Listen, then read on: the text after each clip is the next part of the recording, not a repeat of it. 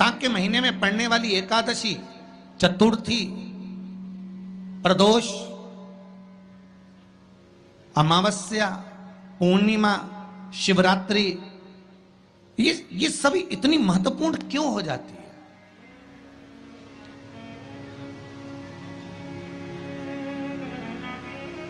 इसकी महत्वता इतनी प्रबल क्यों हो जाती है? किस लिए?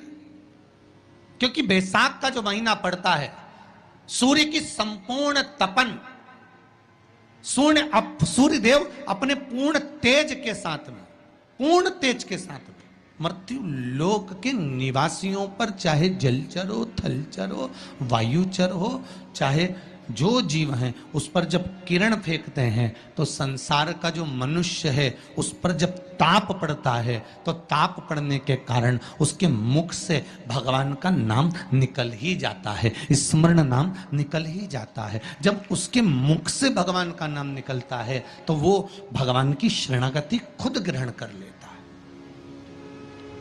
स्वयं।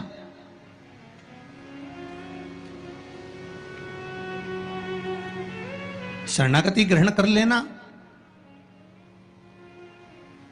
बैसाख की पोथी पढ़ते हो आप लोग? आप में से अगर कोई पढ़ता हो बैसाख महीने की पोथी, तो उसमें एक वर्णन आता है। बैसाख महीने में जो प्रदोष आती है, बैसाख के महीने में, बहुत ध्यान से सुनना भाई, जो अपनी जिंदगी से बहुत तंग आ गए हो, परेशान हो गए हो, कष्टमय जीवन जी रहे हो, बहुत दुखी हो गए हो, महीने की प्रदोष, प्रदोष काल में शाम का समय सूर्य डूब रहा हो, बस डूबा ही हो, और उस समय पर सूर्य के डूबन के तुरंत बाद बाबा को धतूरे के साथ में बेलपत्री ना चढ़ाते हुए बेलपत्री के वृक्ष के 7 कांटे बाबा के शिवलिंग पर समर्पित करे जाते हैं महाराज, अपनी जिंदगी में अड़चनों को हटाने के लिए। फिर आप जिस व्यापार में उतरे, जिस व्यवसाय में उतरे, जिस नौकरी में उतरे, आप दिल से करें, आपको तरक्की मिलेगी। आप हार नहीं सकते, नीचे नहीं आ सकते, उन्नति पर ही चढ़ेंगे। तर को बेलपत्री के वृक्ष के शूल समर्पित होते हैं, उसका आनंद पाना और उससे अपने को सुख प्राप्त करना। एक यज्ञ में अग्नि कुंड के अंदर पूर्ण आहुति पर जो गोला समर्पित किया जाता है, और एक बेल, एक बीला बैसाख महीने में जो मुझे समर्पित कर देता है, उसको 1000 अश्वमेध यज्ञ का पुण्य फल प्राप्त हो जाता है। मात्र एक बेल। किसी काम के लिए आप बहुत दिनों से लगे हुए हो और वो कार्य पूर्ण नहीं हो रहा, बहुत दिनों से लगे हो, मेरा ये कार्य होना चाहिए, मेरा ये कार्य होना चाहिए, मेरा ये कार्य होना चाहिए, और नहीं हो रहा। तो शिव महापुराण का एक बड़ा सुंदर सा भाव कहा, बहुत सुंदर सा भाव वर्णन किया कि बेलपत्र का जो नीचे का जो भाग होता है, बेलपत्र के जो नीचे का जो भाग है, इस नीचे के भाग में थोड़ा सा गाय का घृत, देसी गाय का थोड़ा सा घी, घृत इस नीचे के भाग में लगा लेना चाहिए। ये उनके लिए भी है जो बहुत दिनों से कोई कार्य करना चाह रहे हैं पर हो नहीं रहा, बहुत दिनों से लगे हुए हैं, आज होगा, कल होगा, परसों होगा, कोई फाइल अदालत में अटकी हुई है, कोई प्रशासनिक कार्य अटका हुआ है, कोई कार्य अटक रहा है, उसके लिए बहुत जरूरी। नीचे की जो डंडी है उसमें घृत लगा लो, घी गाय का, और इस 2 पत्ती और बीच की पत्ती के बीच का जो डंडी का भाग है, बीच की जो डंडी का भाग है, इसमें लाल चंदन लगा लीजिए, बीच के भाग में लाल चंदन। और किसी भी प्रदोष के दिन प्रातः से लेकर शाम तक के बीच में, प्रदोष काल के मध्य तक के बीच में कभी भी इस बेलपत्र को शंकर भगवान को, ये जो डंडी का मुख है, ये डंडी का मुख जलाधारी की ओर हो, और इस बेलपत्र को शिवजी पर समर्पित कर दो। 1 लोटा जल जो आप लेकर गए हो उसको 3 बार इसी बेलपत्र को चढ़ाने के बाद जो जल लेकर गए हो वो 3 बार अपनी कामना कर कर इस बेलपत्र पर समर्पित कर दो। इसी बेलपत्र को वापिस लेकर आ जाइए और अपने कोई भी स्थान पर पूजन वाला आदि कोई भी स्थान हो वहाँ उसको रखिए। 3 महीना तो जाने दो, अगर बाबा ने चाहा तो 15 दिन भी नहीं लगने देगा और कार्य की सफलता जरूर। कितना सुंदर कहा है। जब जिंदगी बहुत संघर्ष में चल रही हो, बहुत दुख का जीवन चल रहा हो, बहुत कष्ट का जीवन चल रहा हो, बहुत कष्टमय जीवन चल रहा हो, तब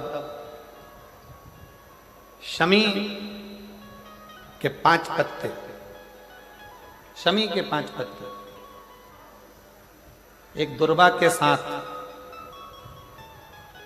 एक अक्षत चावल का एक दाना, वो भी हल्दी में भिंगोया हुआ हो या केसर में भिंगोया हुआ हो,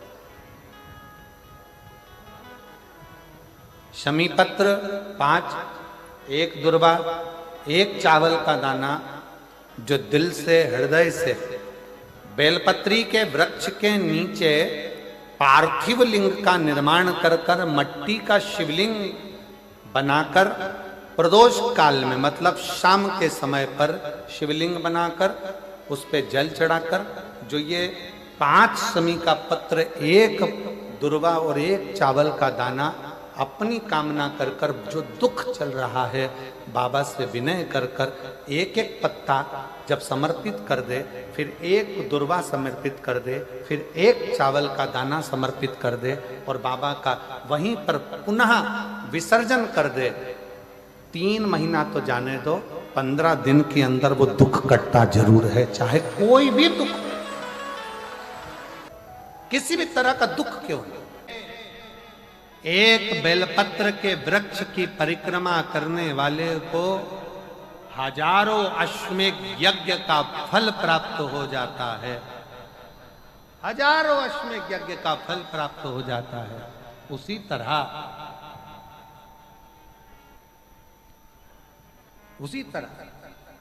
एक पार्थिव लिंग का निर्माण करने वाले को, मिट्टी का शिवलिंग का निर्माण कर कर पूजन करने वालों को 12 ज्योतिर्लिंग के शिवलिंग के दर्शन का पुण्य फल प्राप्त। बहुत ध्यान लगा। बैसाख के महीने में मिट्टी के पात्र में जो रात्रि भर जल रखा हो, मिट्टी के पात्र में, अगर आपके पास में घड़ा हो, हंडा हो, नी हो, तो दिया हो, दीपक हो, कुल्लड़ हो, कोई भी तुम्हारे पास में जो मिट्टी का पात्र, उसमें जल भरना। वो जल बैसाख के महीने की किसी भी सोमवार के दिन, किसी भी सोमवार के दिन, बैसाख महीने या किसी प्रदोष के दिन या बैसाख महीने के शिवरात्रि के दिन, वो मिट्टी के पात्र का जल अपने घर के प्रत्येक व्यक्ति का स्पर्श कराकर उस मिट्टी के पात्र के जल को तांबे के पात्र में डाल लीजिए और घर के प्रत्येक व्यक्ति का स्पर्श करा लीजिए और शंकर भगवान पर कुंदकेश्वर महादेव के नाम से समर्पित करिए। कुंदकेश्वर महादेव। कभी जीवन में पीछे पलट कर देखने की जरूरत नहीं पड़ेगी, आप उन्नति की सीढ़ी की ओर बढ़ते चले जाओगे। बैसाख महीने में मट्टी के पात्र का जल भगवान शंकर को समर्पित होना चाहिए। उसका सुख हमारे जीवन को एक आनंद फल प्रदान कि प्रदोष के दिन एक चावल का दाना चढ़ाने वाला कभी गरीब नहीं हो सकता, कभी भिखारी नहीं हो सकता, कभी दरिद्र नहीं हो सकता। 12 महीने प्रदोष आती है,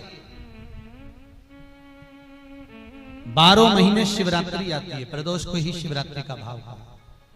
12 महीने आते हैं। अगर व्यापार ना चले, दुख तकलीफ ज्यादा हो, कष्ट ज्यादा हो, बहुत टेंशन जिंदगी में चल रहा हो, कोई काम हो ही नहीं रहा, कोई दिक्कत ही दिक्कत है, व्यापार सही ना चल रहा हो, कष्ट ही कष्ट हो, और यहां तक है अगर बीमारी ने भी घेर रखा हो और बहुत जिंदगी में दुख चल रहा हो, कहीं मत जाना। प्रत्येक महीने प्रदोष आती है, हर महीने शिवरात्रि प्रदोष आती है। 1 लोटा पानी, 5 बेलपत्र,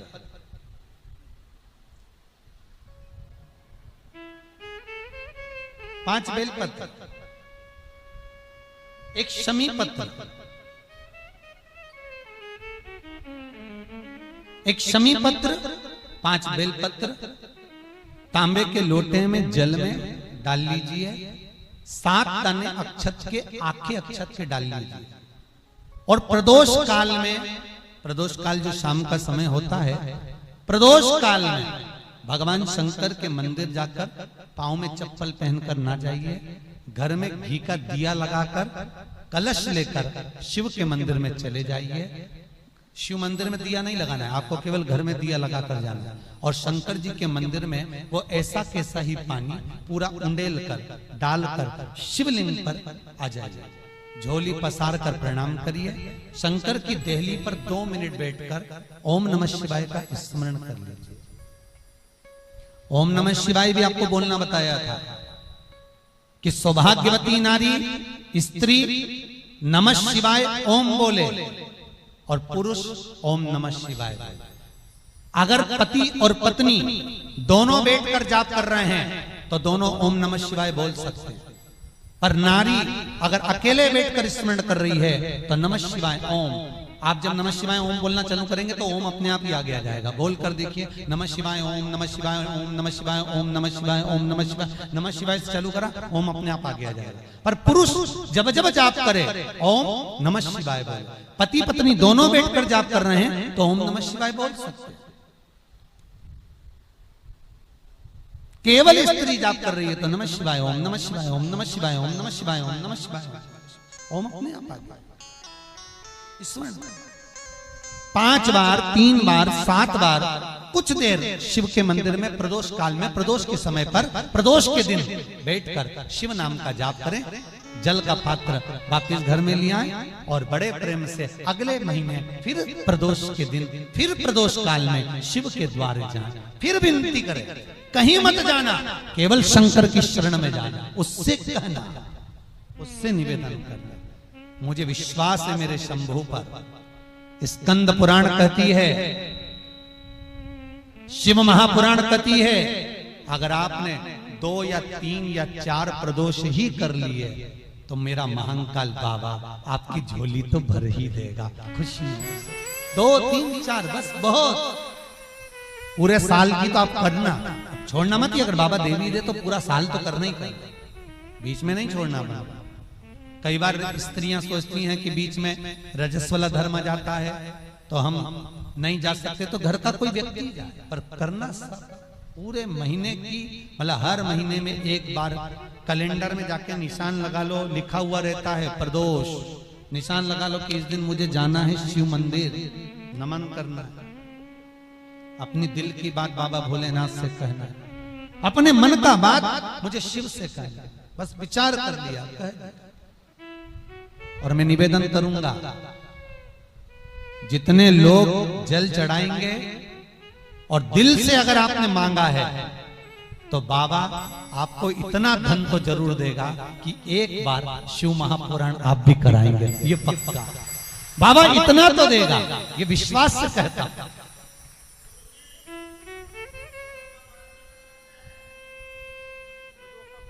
हाँ, आपका मन है करना हो तो करो, नहीं तो यहाँ तो हमारे यहाँ तो शिव महापुराण की कथा कहती है, तुम्हारा भाव पड़े वैसा करो। पर प्रदोष का जो नियम बताया है, शंकर का अनुमोदन जो बताया है, वो कर सकते। शिव का स्मरण, शंकर का नहीं। बाबा इतना तो जरूर देगा कि एक बार आप भी हिम्मत कर सकोगे कि मुझे शिव पुराण कराना है, और शिव कराएंगे और शंकर ही सुनाए, वो देगा तो होगा।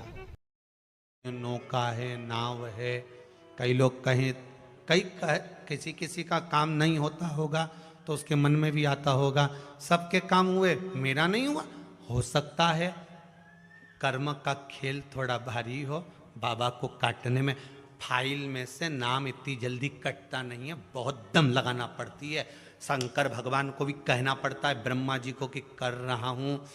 ब्रह्मा जी बोले इसका भाग्य मत पलट देना, बहुत बेकार कर्म कर कराया। शंकर जी बोले पानी चढ़ाता रहेगा तो मेरा शिवलिंग भी गलता रहता है, तो फिर सिग्नेचर भी तो गलेंगे। रुक तो सरिए तू जरा, इसने जो कर्म करा है इतनी जल्दी फाइल को छुपाना दम चाहिए, केस भारी है। और चारों तरफ हाहाकार मच रहा है। जो तुमने पूर्व में कर्म करा है वो कर्म तो तुमने ऐसा कर दिया, अपने को मालूम नहीं, पर जो कर्म कर कर आए हो उस कर्म का भोग तो मनुष्य के शरीर में भोगना है। पर सारे पाप तुम्हारे चारों तरफ से हाहाकार कर रहा है, ये पापी है, इसने ये करा, इसने वो करा, पूर्व में इसने ऐसा करा वैसा करा। तो अब इतनी हाहाकार मच रही है। अब देखो किसी व्यक्ति के लिए इतनी हाहाकार मचे तो लोग सोचे कि आखिर बात क्या है, तो वहां पर पहुंचे लोग बात करने के लिए, आखिर हुआ क्या, क्या हो गया, फिर फाइल देखो, ये देखो, वो देखो, होए। तो उसी तरह हाहाकार मच रहा है सब दूर से। तो भगवान शंकर भी कहते हैं थोड़ा समय लगेगा, चिंता मत कर, तू भक्ति मत छोड़ना, छोड़ मत देना। एक लोटा पानी बिल्कुल मत छोड़, जपे जा, लगे जा, करे जा।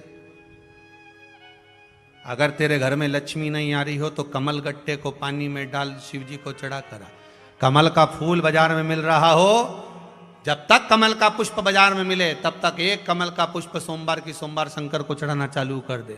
सोमवार को नहीं चढ़ाए तो प्रदोष को चढ़ा, पर शंकर की भक्ति कर। और कमल का फूल ना मिले तो कमल गट्टा पानी में डाल, उस पानी को शंकर पर चढ़ा, पर चढ़ा देख। क्योंकि शिव के चरणों में रहने के लिए माता ख्याति ने लक्ष्मी देना चाहिए, और लक्ष्मी जी को भगवान शंकर ने नारायण को दे दिया। अगर वही कमल के पुष्प पर लक्ष्मी का निवास होता है, इसलिए दीपावली पर कमल का फूल शिव जी को, भगवान माता लक्ष्मी को समर्पित होता है। कमल का पुष्प मेरे भगवान विष्णु ने शंकर भगवान को सावन के महीने में 108 दिए थे। वो पुष्प का फल इतना मिला कि भगवान विष्णु को सुदर्शन चक्र मिल गया था। सुदर्शन चक्र किसका था? भगवान शंकर का। वो चक्र भगवान विष्णु को दिया। ले लो, तुमने कमल के फूल चढ़ाए 108, ये कमल का पुष्प चढ़ाने का फल ये कि अपना सुदर्शन चक्र तुमको देता हूं, दुष्टों का संहार करना ये आपको देता हूं। भगवान विष्णु सुदर्शन चक्रधारी हो गए। केवल कमल का पुष्प चढ़ने से भगवान नारायण को लक्ष्मी प्राप्त हो जाती है, इसलिए लक्ष्मी जी की प्रियता कमल का पुष्प है। वो कमल के पुष्प का जल, कमल का जल या कमल गट्टे का जल शंकर पर आप प्रदोष की प्रदोष, सोमवार की सोमवार। नहीं आ रही ना लक्ष्मी, पैसा नहीं आ रहा, अब आपने सब दूर माथा टेक लिया, चढ़ाना चालू करो। एक कमल गट्टा पानी में डालो, उस पानी को शिव जी को चढ़ाओ, चढ़ाइए। मिल जाए कमल का फूल, जब तक मिल रहा है, अभी ठंडक में तो मिल ही जाता है, कमल का पुष्प मिले, मंगवा लिया, चढ़ा दिया। सोमवार की सोमवार, नहीं तो प्रदोष की प्रदोष चढ़ाओ। 5-6 प्रदोष करके देखो, कहीं सीवर वाला महाराज झूठ तो नहीं बोल रहा, देखने में क्या जाए। ना सीवर वाला महाराज कहीं जा रही है, ना तुम कहीं जा रहे हो। आ जाना वापिस सही कुबेरेश्वर धाम। तो चढ़ाओ, शिव की आराधना करो, शंकर की भक्ति करो, और एक दृढ़ता से करो।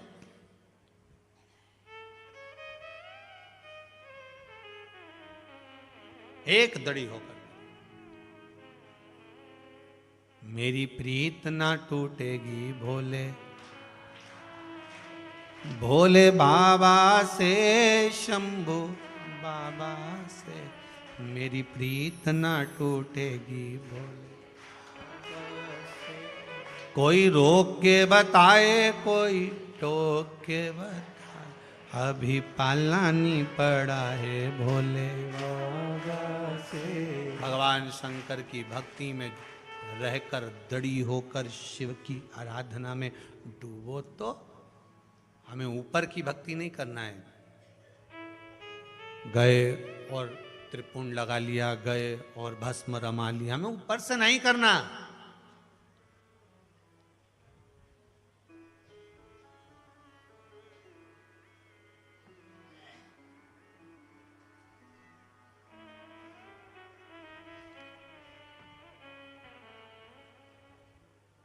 हमें भीतर की भक्ति चाहिए। नहीं जानते हम पूजन, नहीं जानते हम मंत्र, नहीं जानते हम पाठ। मेरी जीजियों,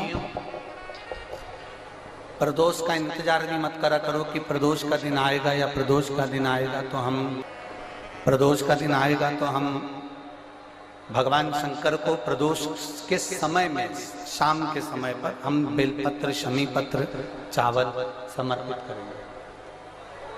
आप तो प्रयास करा करो, कभी अगर मौका मिल जाए तो प्रदोष काल में, प्रदोष के समय पर एकांतेश्वर शिवलिंग मिल जाए, कहीं एकांत में कोई शंकर भगवान का शिवलिंग मिल जाए, एक बेलपत्र लो, उसके ऊपर एक शमी पत्र रख लो, एक चावल का दाना रख लो, अपने मन की बात बाबा से कहकर श्री शिवाय नमस्तुभ्यम बोलकर शंकर भगवान की अशोक सुंदरी वाली जगह पर स्पर्श कराकर वही शमी पत्र, वही अक्षत का दाना, वही बेलपत्र शंकर भगवान के शिवलिंग पर उसको समर्पित कर दो। समर्पित करते समय ये जो डंडी का मुख है, ये जहां जलाधारी होती है, पानी बहता है, उस ओर डंडी का मुख होना चाहिए। जिधर पानी बह रहा है उधर से करो।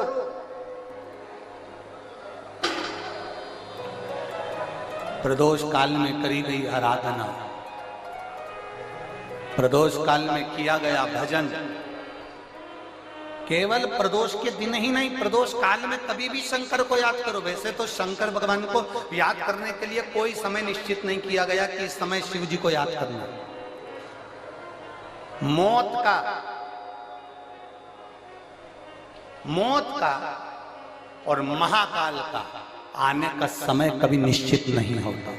जिस प्रदोष व्रत का हम वर्णन करते हैं, जिस प्रदोष के दिन का आपको बधाई करने दी थी कि प्रदोष की आपको बधाई हो, प्रदोष शाम का जो समय होता है, प्रदोष काल जो होता है, उसका वर्णन जब हम करते हैं, ये प्रदोष की पूजन का विधान किसने बनाया, ये प्रदोष की पूजन का नियम किसने बनाया, ये प्रदोष की संध्या काल का, प्रदोष के समय का पूजन का विधान कौन बनाया, ये प्रदोष के समय पर एक बेलपत्र चढ़ाने का विधान किसने बनाया, प्रदोष के समय पर एक शमी पत्र चढ़ने का विधान किसने बनाया, प्रदोष के समय पर अगर मान लो कोई भिखारी से भिखारी व्यक्ति भी है जो ठेला चला रहा है, उसके पास में खाने के लिए कुछ नहीं है, फटे कपड़े पहन रहा है, उसकी जिंदगी में कुछ भी नहीं बचा और कर्जे में लदालूम हो गया, एक चावल का दाना अगर वो प्रदोष के दिन, प्रदोष काल में शाम के समय पर शंकर के शिवलिंग पर चढ़ा देता है तो 3 या 4 प्रदोष में उसका कर्जा चूकना प्रारंभ हो जाता है। प्रदोष का विधान इतना ये प्रदोष का वर्णन करा किसने, इतना प्रदोष की महत्वता बताई किसने, कौन करे इतना वर्णन।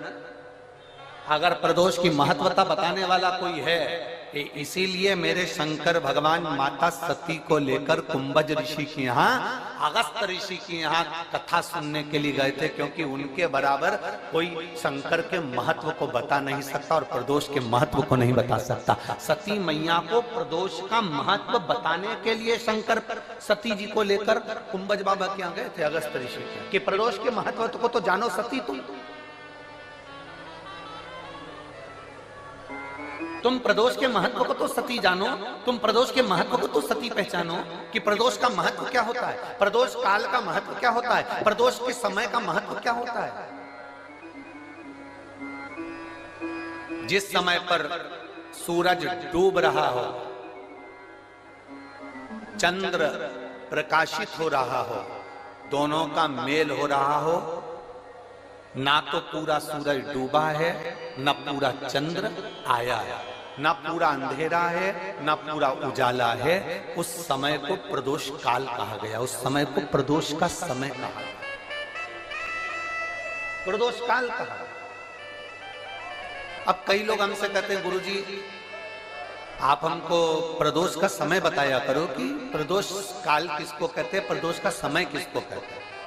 अब एक बात हम आप सबसे कहना चाहते हैं, जितने लोग आस्था चैनल पर सुन रहे हैं, जितने फेसबुक यूट्यूब पर सुन रहे हैं और जितने रेवाड़ी की इस पवित्र धरा पर कथा को सुन रहे हैं, आप सबसे एक बात कहना चाहेंगे, अगर हम समय देखकर बताएं आपको कि शाम को 6 बजे, 6:30 बजे, 6:30 पे लेकर 7:30 के बीच में ये समय है, या 5:30 से लेकर 6:30 तक का ये समय है, या हम तुमको बोल दें कि इतनी बजे ये समय प्रदोष काल का रहेगा या इतनी बजे ये समय रहेगा, तो देखिए कभी कभी ठंड का समय आता है तो दिन जल्दी ढल जाता है, कभी कभी गर्मी का समय रहता है तो दिन बहुत लेट ढलता है। इसलिए समय की गणना से मत चलो, आप तो ये अंदाजा लगा कर रखो कि दिन ढल रहा हो, अंधेरा होना शुरू हो रहा, सूरज डूब रहा हो, चंद्र प्रकाशित हो रहा हो, अंधेरा अपना काम कर रहा है, सूरज ढलता जा रहा है, दिन कम होते चले जा रहा है और अंधेरा थोड़ा बढ़ते चले जा रहा है। इन दोनों का जो मिलन का समय हो, अब वो कितनी भी बजे, आप तो बस उसके मिलन का समय निकाल लो, वही समय प्रदोष काल कहलाता है, वही समय प्रदोष काल।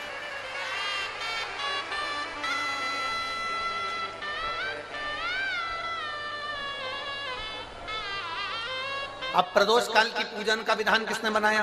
कोई आपसे पूछे तो क्या बताओगे? जम के बोलो जल्दी से। कौन ने बताया था? अगस्त ऋषि। सबसे पहले प्रदोष की पूजन कौन ने करी थी? अब कोई आपसे पूछे तो आपको उत्तर देना है। 12 ज्योतिर्लिंग में से एक ज्योतिर्लिंग है ओमकारेश्वर। कौन सा ज्योतिर्लिंग है? सब बोलो। ओमकारेश्वर। विंध्य नामक पर्वत पर वो ज्योतिर्लिंग विराजमान। एक बार देवऋषि नारद, एक निवेदन हम जरूर करेंगे, कभी मौका लगे, कभी मौका लगे इस पंडाल में बोलकर जाना बाबा से कि बाबा मुझे ऐसा धन देना कि एक बार मैं भी कुबेरेश्वर धाम सीहोर आ सकूं और तेरे धाम में आकर कथा सुन सकूं, कंकर शंकर की पूजन कर सकूं, वहां का रुद्राक्ष ले सकूं। कभी कभी, और जरूरी नहीं है कि वहां का रुद्राक्ष केवल बीमारी के लिए काम आता है ना, कभी जिंदगी में कुबेरेश्वर धाम जाना और रुद्राक्ष मांग कर लेकर आना। और हम तो कहेंगे जितने कथा सुनने वाले हैं सारे श्रोताओं से निवेदन करेंगे, लाल धागे में उस रुद्राक्ष को अपने गले में धारण कर कर रखो, जिंदगी में कभी हार नहीं होगी, आगे बढ़ते ही जाओ। चाहे महिला हो चाहे पुरुष हो, चाहे महिला हो चाहे पुरुष हो, गले में रुद्राक्ष होना जरूरी है। पहनो। कई लोग कहते हैं हम तुलसी की माला पहनते हैं, रुद्राक्ष पहन सकते, क्यों नहीं? किसने मना करा? कौन से शास्त्र में लिखा है, कौन सी वेद में लिखा है, कौन से पुराण में लिखा है कि तुलसी को पहनने वाले रुद्राक्ष नहीं पहन सकते, या रुद्राक्ष को पहनने वाले तुलसी नहीं पहन सकते?